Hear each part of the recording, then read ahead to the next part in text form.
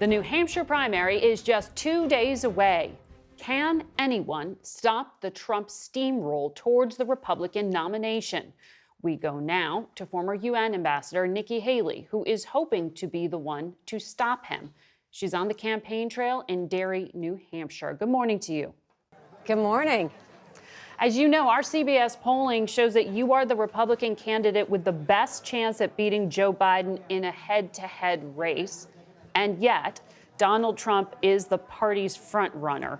Why do you think, Ambassador, that the Republican establishment isn't doing more to help you?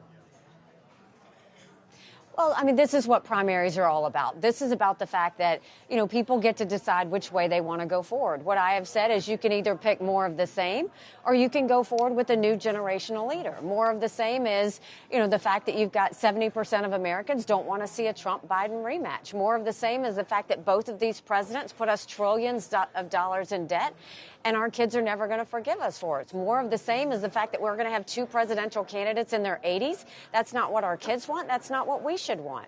More of the same is the fact that we can't be a country in disarray and have a world on fire and go through 4 more years of chaos. We won't survive it. But 26 Republican senators at this point, and all of the House Republican leadership have lined up behind Donald Trump. Why? Are they afraid of him? Not surprised at all, and I'll tell you why. You'll see a lot of the South Carolina legislature line up behind him, too, and it's because I've never really taken care of elected officials. I call out elected officials because I think they need to be accountable to the people. I call out Republicans and Democrats when they don't do the right thing. So it's not surprising that that set is going towards Trump because he's going to take care of them. I'm not going to do that. I'm going to take care of the taxpayers. I've always done that my entire career, and I'll keep on doing it. Can you win in South Carolina? I've won twice as governor. Former President Trump on Friday repeatedly and wrongly said that you were in charge of the January 6th security response at the Capitol, and he said your name 4 times. I want to play this for our viewers. They never report the crowd on January 6th. Nikki Haley, did you know they destroyed all of the information, all of the evidence, everything? Deleted and destroyed all of it, because of lots of things. Like Nikki Haley is in charge of security. It's unclear what he's talking about as being deleted, but you said yesterday hearing this made you question Donald Trump's mental fitness. Is that the first time you questioned his mental fitness? If you look recently, there have been multiple things. I mean, he claimed that Joe Biden was going to get us into World War II. I'm assuming he meant World War III. He said that he ran against President Obama. He never ran against President Obama. He says that I'm the one that kept security from the Capitol on January 6th. I was nowhere near the Capitol on January 6th. But, Margaret, you don't be surprised if you have someone that's 80 in office. Their mental stability is going to continue to decline. That's just human nature. We know that. What I'm saying is, first of all, you're talking about somebody who's only going to be in office 4 years. Secondly, you're talking about someone who continues to, look, I don't know if he was confused. I don't know what happened, but it should be enough to send us a warning sign that if you look Joe Biden, he's very different than he was 2 years ago. Are we really going to go into a situation where we have wars around the world and we're trying to prevent war, and we're going to have someone who we can or can't be sure that they're going to get confused? It's a real issue. That's not being disrespectful. It's just a fact. Why do you think Trump's voters care about that? And when you worked in his cabinet, did you ever question his mental fitness?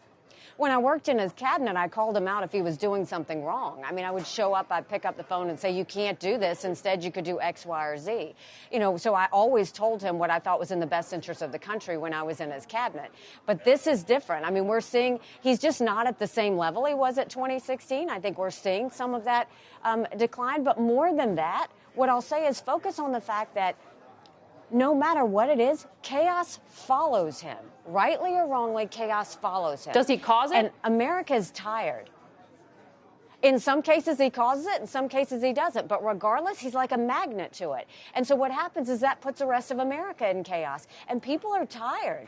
and they're worried. I want to ask you about an ad that you have released that includes video and testimony from the mother of Otto Warmbier, who was an American student from the University of Virginia who was taken prisoner in North Korea and died, as you know, after the Trump administration did bring him home. Pundits say national security does not matter to voters. Why do you think this story is one you need to tell? I think this really does show the contrast. So I worked with Cindy and Fred Warmbier. They're amazing people. And I will tell you as a parent, no parent wants to see their child return to them the way they saw Otto returned. This was a happy, smart kid. He went to North Korea. And, I mean, the thugs in North Korea tortured him and returned him back in a state that is unconscionable. And the difference is I told Fred and Cindy, speak up, get loud, make sure I will help you. Let's partner. We're going to call North Korea out. I passed the largest set of sanctions against them in a generation by pushing China and Russia to do it. But what did Trump do? Instead, he talked about love letters going back and forth to Kim Jong-un. Cindy would contact me. She was so upset. And he went and said, oh, but Kim said that he wasn't aware of any torture that happened to Otto. All you had to do was look at Otto when he was returned back to his parents. But this goes back to a pattern. I mean, we saw this over and over again. It's not just that. He congratulated China's President Xi a dozen times after China gave us COVID. He congratulated the Chinese Communist Party on their 70th anniversary. We don't congratulate the Communist Chinese Party. I remember at the United Nations, I had to sit him down and tell him to stop this bromance with Putin. I mean, you can't have someone who's trying to buddy up with dictators that want to kill us. Instead, you have to let them know what we expect of them. I want to ask you about clarifying your position here, because you've spoken about the complexity of the abortion issue personally for you. And you've said there's no national consensus, so there won't be a federal law. But you've also said if there were one passed, if it were 6 weeks, it was 15 weeks, or it was restrictions after 20 weeks, which you signed when you were governor, that you'd be okay with that. When we spoke yesterday to Gretchen Whitmer of Michigan, she said that you would sign a national abortion ban. Would you?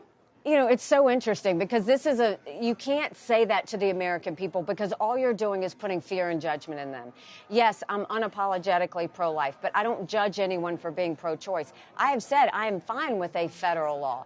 But the thing is, in order to get a federal law, you have to have a majority of the House, 60 senators, and a signature of a president. Margaret, we haven't had 60 Republican senators in over 100 years. So no Republican president can ban abortions any more than a Democrat president can ban any state law. What we can do is let's find consensus. I think we can find consensus to ban late-term abortions. I think we can find consensus to encourage adoptions and good quality adoptions. I think we can find consensus that doctors and nurses who don't believe in abortion shouldn't have to perform them. I think we can find consensus that contraception should be accessible. And I think we should find consensus that any woman who has an abortion, no state law should say she's going to jail or getting the death penalty. I will not demonize this issue. It's too personal. We have to start doing that. Democrats use fear and Republicans use judgment. This is too personal of an issue to use fear or judgment, and I won't be a part of any of that. Okay, but you're not taking a ban off the table, which allows for Democrats to say that you would be on board. Can you say you will not? 60 senators would never approve a ban on abortion. That's a fact. That's a fact. So why put out something that's implying something's going to happen to the American people that is a lie? That's never going to happen. But Democrats are using this to motivate voters. Democrats are using this to motivate voters so that they do get the math to add up one day. So if the math does add up one day, would you sign a ban?